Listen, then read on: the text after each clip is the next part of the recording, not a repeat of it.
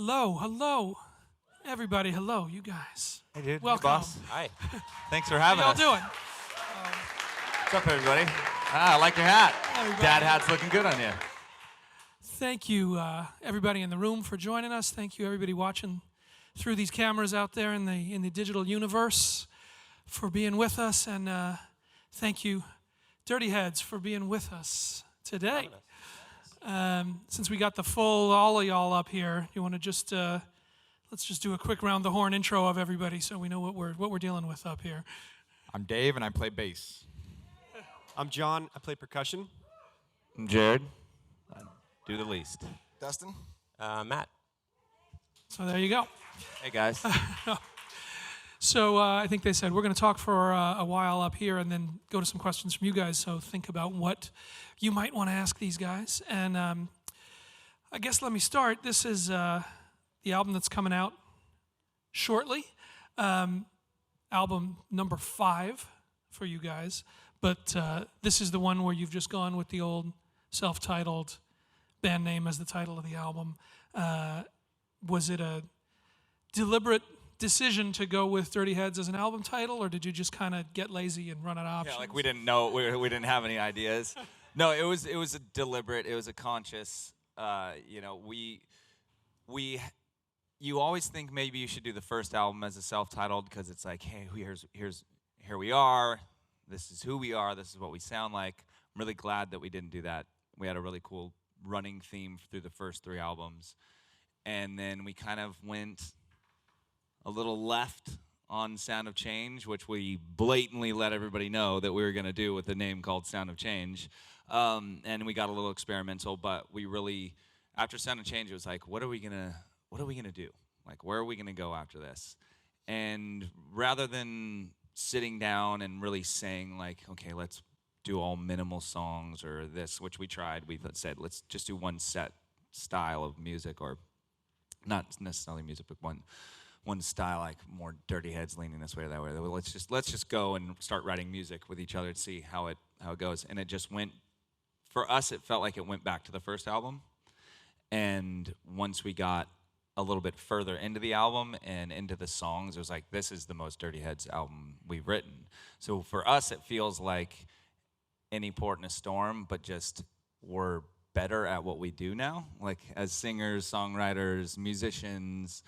So we feel like if we were going to put this in a time capsule and in 100 years show it to somebody that's never heard the Dirty Heads, this is the one that we would want to show them. We feel this is the most deserving. Long story short, this is the most deserving album for it to be a self-titled album. This is wrapping everything up. What's what we're all about.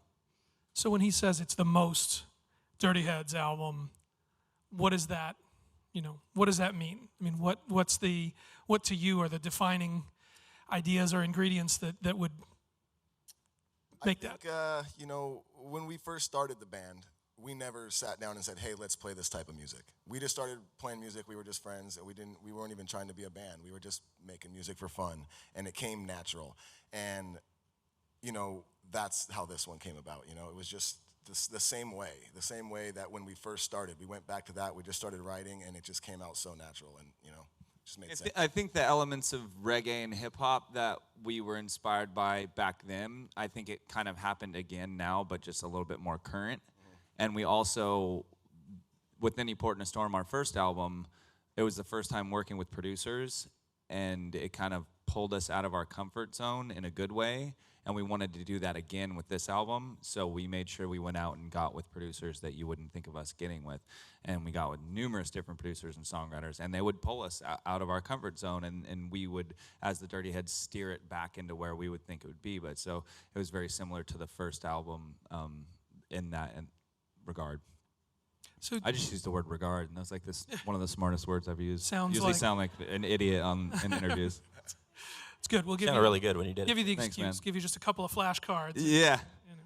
Well, tell me about that. I mean, I know there were a bunch of different producers, different input, different things that were going on. Tell me where that, started to move things or steer things, and when you felt like you needed to rein that back in or redirect it. I mean, what did it mean to take all of that kind of direction in in a different way, and at this point, after you've done it a few times? Have you ever speed dated before?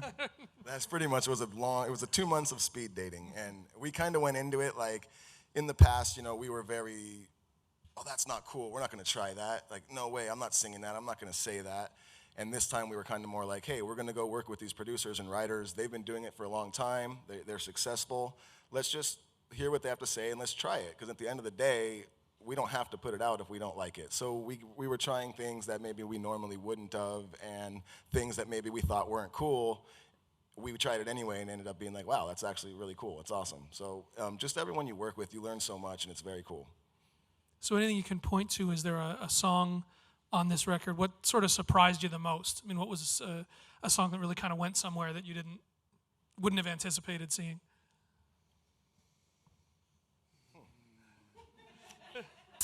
I think a song called Smoke and Dreams for me leans. We got with these producers, the interns. They worked with everybody from Big Sean, Nicki Minaj, like all these crazy hip hop dudes. They're definitely like very legitimate and very really creative. And in the hip hop world, I mean, I don't know. They're just, for me, the songs and the success that they've had is really high up there. So to get in with them and to have them push us into even more of like this R&B trappy area, where I know a lot of fans are like, what? No, and be like, relax, wait till you hear the song. It's like the fact that we took something and that they had something built that we were so blown away by, but it's almost like if you took the Police music bed and then Dirty Heads lyrics and then a little bit more Dirty Heads vibe, and then slapped on some like just very real, like on some new current hip hop production. For us, that like it blew my mind. And at first I was like, whoa, I don't know if I like this song. Like, I don't know if I'm comfortable with this. And now it's like my favorite song. And you know, that's going back to the first album, getting pulled out of your comfort zone and being scared of something.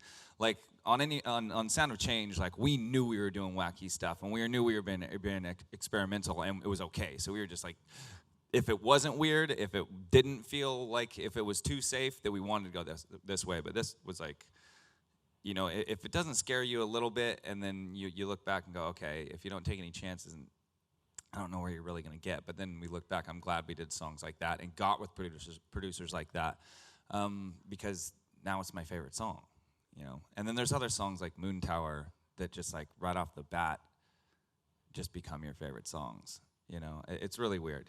That's why I like this album, and I've said it in other interviews, but I know I'm not lying, and I know I feel like a MMA fighter, like a boxer that's like, I hate this guy so much, and this is gonna be the fight of my life, and blah blah blah. There's usually a couple songs on each album that I don't like. That it's not that I don't like, but that I can poke holes in. But like maybe It's not your favorite. yeah, that maybe Matt and Dustin like more, or Dave and John, or I'll have songs that they like more, and so we'll come to, you know, they'll get a couple songs on or something like that. There's always a couple songs that I'm not 100% sure about. With this album, 1 through 11, there's not one song that I don't absolutely love. And we've never had an album like that before. That's why I'm so excited. And that's why I feel like it deserves the Dirty Heads title. Well, let me ask, you know, about that in terms of the different, you know, the different influences and different things that everybody brings into this band. I mean, from the beginning, you know, from first meeting up, you guys had there was the reggae piece, there was the hip hop piece, there was the punk piece, there was, you know, all these things that were, so, you know, tell me in the beginning how it was for those of you who were there from the beginning to sit and try to mash that into becoming something that felt like a band. And now as that goes on, I mean, as you said, there's different tastes, people coming from different musical backgrounds, what it is still to try to fit that under one roof like that. You know, I think it's a lot easier for us to do that because of our style. We play so many different styles, so we don't really have to be like, well, we're this type of band, so we kind of have to make this album. I mean, every album we have has a hip hop track on it. We might have a slow acoustic love song on it. It might have a, you know, more of a reggae. We get to try a lot of different stuff. We get to put all of what we like into it. So I think it's a lot easier for bands like us who do mash up a lot of stuff because there really is no boundaries. And our fans let us do that too, so Yeah. thanks to you guys, because they're very, very open-minded, you know. But No, I thought I was gonna get applause. I thought you guys were gonna be stoked. No, That no should be- applause. I was giving you guys props, but it's all good. That was a straight up applause line, right? This, right? Like I set them up pretty. That was a I don't know what else you T-ball could have set done. up. Yeah, I don't know. They're all just super high, so I don't blame them. I get It's the hot laugh out out. of that one. It's hot out. Everybody's just happy to be sitting down. I don't know. So is that still? I mean, are those different? Those different ingredients, those different flavors. Is there still? The guy who leads on the more hip hop tracks, the guy who's still holding it down to the more reggae side, or is everybody just kind of all? That's everybody's mix. It seems like we're all pretty much all over the place. Yeah. In like the best possible way, Yeah.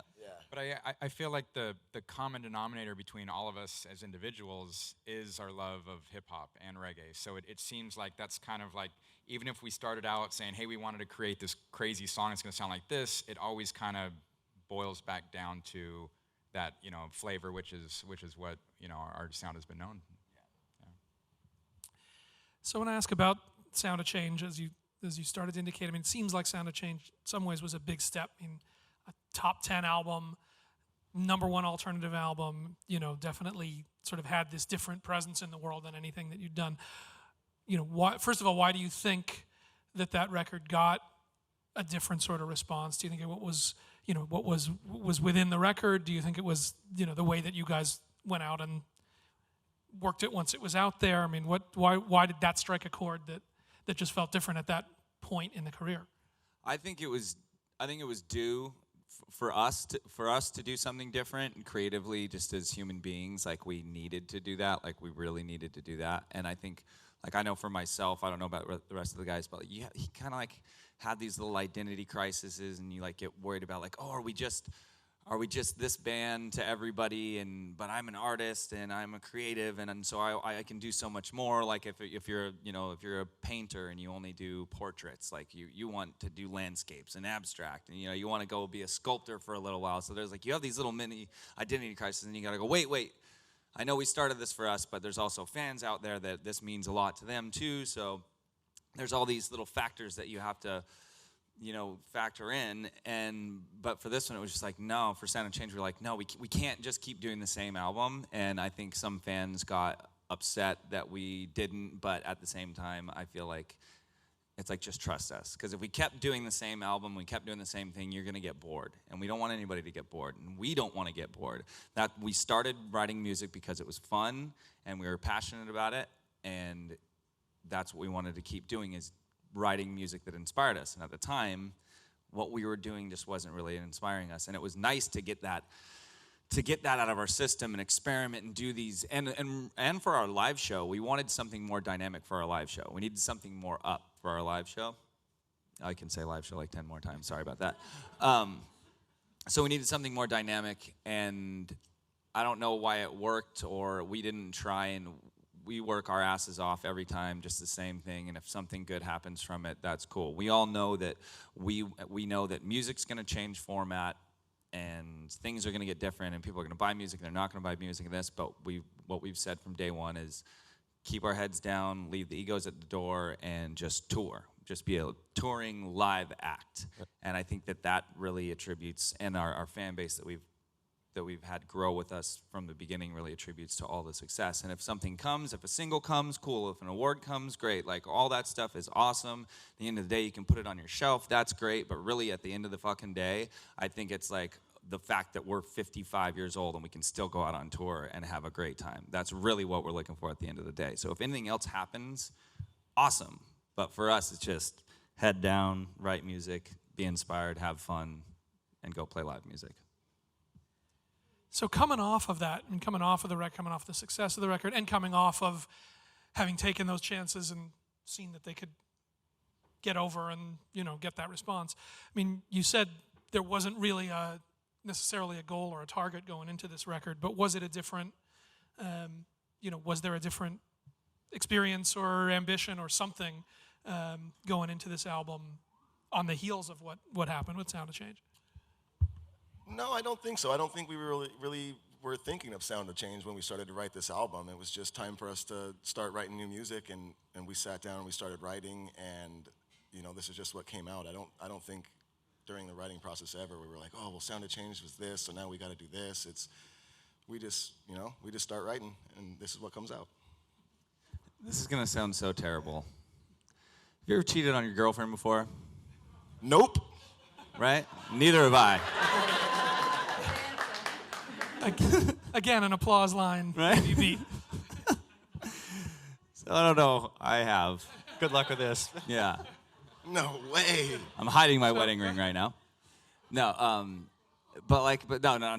This is, I'm talking like high school stuff. So you feel bad, and then you come, she doesn't know, but you cheated on your girlfriend. You gone out and you partied and you felt bad. You had a great night. You had fun. It was cool. You cheated on your girlfriend, but you came back, and for some reason, because you're a crazy, insane human being, it made you appreciate your girlfriend a little bit more. Like you were sick of her, and then you were tired of her, and you got in a fight, and you went and you cheated on her, and then you felt bad, and you came back, and I was like, oh my God, I love you so much.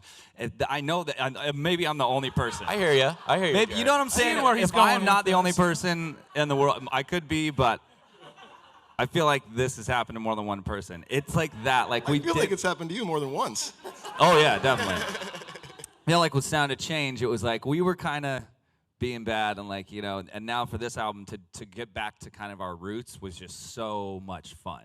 It was so much fun. Like I said, we were a little like not an identity crisis, but we just needed Sound of Change, get it out of our system. So it's something that when we came back to what we knew we were and what we were proud of, which is that summer band, that weekend band, that feel-good music, it was like really refreshing, and it was really fun to get back to our roots, to go hook up with our girlfriend, I our like real that girlfriend. analogy. not Yeah. Go back. You brought that back. Yeah. Kate, I love you, babe. I hope you're doing good at home. I'll be back in a month and a half. Hope that worked easily enough for everybody else up here without being too weird. I don't, So tell me a little bit about. You talked about the. You ever live- gambled on dog fights before? Gives you a new Like that. appreciation for. Yeah. Okay. You talk about the live part of this as really the foundation for what it is that you do. So talk about, you guys are about to start going back up and playing through summer and all the rest of that. Tell me about bringing new music up and playing that on a stage. And, do you feel like you have a clear sense of what's going to go over how? Do you feel like each time you get up there and you're surprised? It's funny. We were just talking about this right before we came on stage. We were trying to figure out what new songs we wanted to play live, and you don't know. It's like you want to play the songs that we like, that we feel comfortable with, and we think are going to go over well, but you really don't know until you get out there and you just hear how the fans react to it. So it's just kind of like that one and that one. Yeah, it's until you get out there. Yeah, when we go through rehearsals, it's always interesting to see how is this song gonna feel live? How is this one gonna feel? And some of them you just never know. It's weird. Yeah, we always try to be like, oh, this is the single, this is the one, this is the song, and that's the song that not one person gives a shit about. And the song that I was like, I don't even want this one on the album, Barry. It's like, oh, that's your single. Okay, I'm just not gonna choose anymore. I'll let the fans choose. But do you get? This is always has got to be such a weird phase right now. You've lived with these songs, you know them inside out. You know which ones you like. They haven't heard them. You get on a stage, they haven't heard them. There's that moment where it's like it's not just yours. Yeah. It's not just for you guys and your friends in the studio and all that. It's just out in the world. It's going to take on whatever life it's going to. Do you get used to that? Is that always a weird thing? It's fun. That's the best part. New music is so. It's. You got anything else you want to spill? It's like hooking up with a new chick. New songs are like hooking up. I like these. Keep going. Anything else you want to? I just get it walk off. and go hang out back there. Turn this into a whole other sort of an interview. It's like when you slap your mom. It's like when you uh, slap your mom. It's just like that. I think it's the balance. Or punch a kid. Yeah. Really. You ever sold I think drugs? I've lost control of whatever's going on up here. You have to find a balance of keeping ourselves happy with playing the new songs, because that's all we want to do is play the whole new album, and realizing that that were fans of music, and if we went and saw a band that we liked, that we wouldn't want to just see the whole brand new album. We'd like to see some of our favorites also. So that's the balance that we work for in the rehearsal studio. And once we get on the road, once the album finally comes out, then we'll get a little bit better gauge, because people will obviously be commenting like terribly mean things online, or they'll be like, all right, good job, guys. We can gauge off of that. Is it, last thing I'm going to ask, and then we're going to go questions for you, but that makes me think, I mean, is it I've had people say now in a, post-digital cell phone, YouTube selfie age, that it's hard to play new stuff, because you used to be able to play it and sort of introduce it one room at a time, and now once you bring something new in, all your fans are seeing it, that even if you haven't figured out how to play it yet, even if you're still getting the parts together, all of a sudden that's now out there in the world. Has that changed the way that you think about playing new stuff? It's weird, because when we first play new stuff live for the first time, I think we played a song called Oxygen, and no one's heard it before. We just decided to play it live, and first time we played it, it's kind of weird, because you look out and people are like with their phones. They're not really going crazy, they're not like dancing or anything, but you don't know if they're really into it or if they're just filming it. So it's like nowadays, people, if they like it and they're quiet, usually that's a good thing, because they're like listening and they're enjoying the song. But to you, you're like, I don't know if anyone's into this. They're kind of just staring at me with their phone in front of their face. So that's something to think about too. It's pretty tough. But.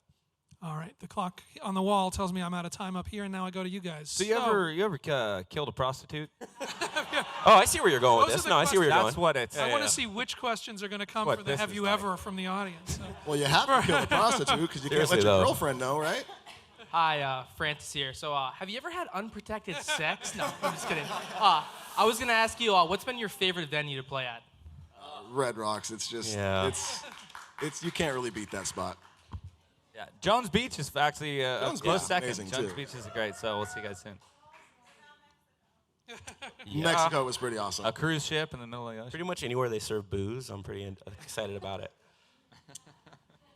That was a quick off the draw Red Rocks. I mean, is that really just the... Hands There's down. something special about that spot. I mean, even before the show goes on, you just pull up and you're just like, it's just a special spot. And I think that there's something especially magic for us, because our very first national tour was with 311 and Modest Yahoo, and we were so young. Cut for that. And we were so young, and like it was our first big tour, and we get to Red Rocks, and we've heard about Red Rocks from everybody, and it starts raining, and they're like, oh, we're gonna have to cut your set, and we're like, no, and we're just devastated. Modest comes up and he's like, no, you're okay, the rain's gonna stop, like, and it stopped. Didn't you do like a rain dance? He did a rain dance. He told Did us a he was rain going to dance. pray. He was going to do this whole thing. He made the rain stop. Thank you, Modest Yahoo. You're the best guy ever. And after it, we sat down and we said, we're going to headline Red Rocks one day. Like, we sat as a band after the show, and we hugged and we high-fived, and we were like, yes, this is what it's all about. Like, we're coming back, and we're going to headline this one day. Like, this is for sure going to end. A couple years later, we came back and we got to headline it. So every time that we get there, I kind of turn back into that younger kid, and I'm just like, oh my God, I can't believe it. It's always just a really nice, like, it puts everything back into perspective. What do we got Hey. over here? All right, I have two questions for you guys. First question is, how many tattoos do each of you have? And my second question is, how did you guys come up with the cover? I couldn't tell you how many tattoos we have. I have Dave's got 0. Like 1,000 of them. They're kind of just all blended in together that at this question. point. So. Dave's got one bit. Let's say 48. Not his age. Next time we're in the showers together, I'll count for you. Hold still. We actually were, so we wanted to do a playlist, a built-in playlist for our fans, and we wanted it to a day and a night themed playlist, which is 1 through 6 and 7 through 11. 1 through 6 is day, 7 through 11 is night, and that's because we knew we were going to do vinyl. And we were sitting on the deck of this place called Perfect Sound. It was where we recorded the album in LA, and it's got this beautiful patio, and the sun was setting, and there was this very, very nice orange gradient, and it went all the way up to purple. And we were all just sitting there, and we're like, what if we did a very like timeless orange gradient for the front and then purple for the back, and then just put like, our Nike swoosh, which is the octopus, our mascot that we've had since day one, on the front. And that's how we came up with the day and the night and the artwork for the album. can do one more right here. What was it like going on tour with a band like Sublime, who influenced you guys so much? Yeah, that was definitely very surreal the first time that you did that, and I remember this moment, the first show that we played with them, and I remember standing side stage, and it's one of those moments like, is this for real right now? Like, I'm touring with my favorite band ever, and my buddy's singing for them. You know, it was very cool, and it's just definitely one of those things you got to just take a step back and go, wow, we are very lucky. All right. They're saying we're at time, so I got to thank you guys for sticking with us here. Everybody for watching. Dirty Heads, the new album is out. Thank you, guys. Thank you, guys. What's the date? 15th. July July 15. And tour starting and coming soon to an arena, theater, venue, shed near you. Sir. Thank you all for watching.